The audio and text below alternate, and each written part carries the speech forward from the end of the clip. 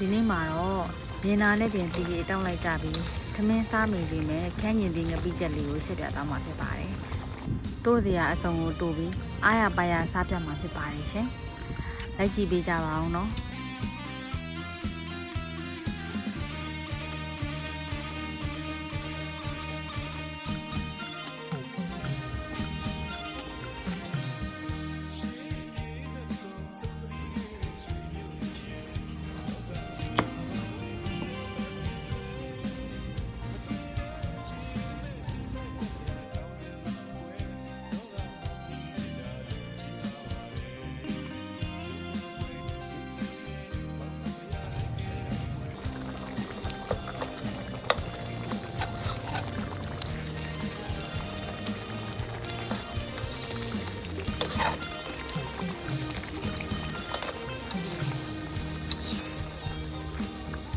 အားလုံးပဲမင်္ဂလာပါဒီနေ့ကတော့ထမင်းစားပြမှာဖြစ်ပါတယ်ခန်းညင်တီငပိချက်နဲ့တိုးစရာထုံးနဲ့စားပြမှာဖြစ်ပါတယ်မိုးအေးအေးလေးနဲ့ဆိုတော့ရမ်းမိုက်တယ်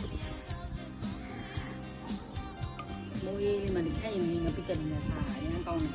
စက်ခိုင်းရတဲ့တကယ်လို့ဒ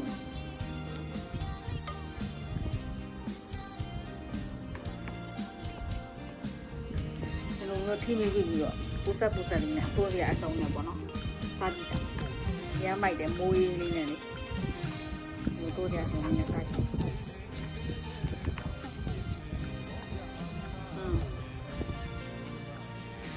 ဘိုးကြီးတဲ့နုနဲ့တိုးနေပါအားမစားကြပါအောင်ပါလေဒါရ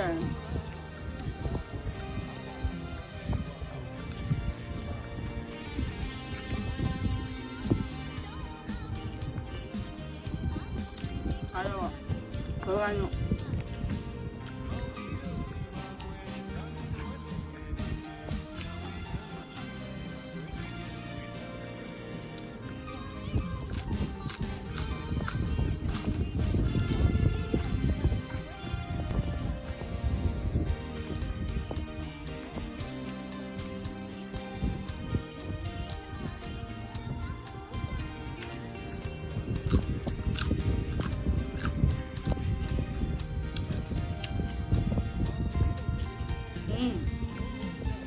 Llama ya.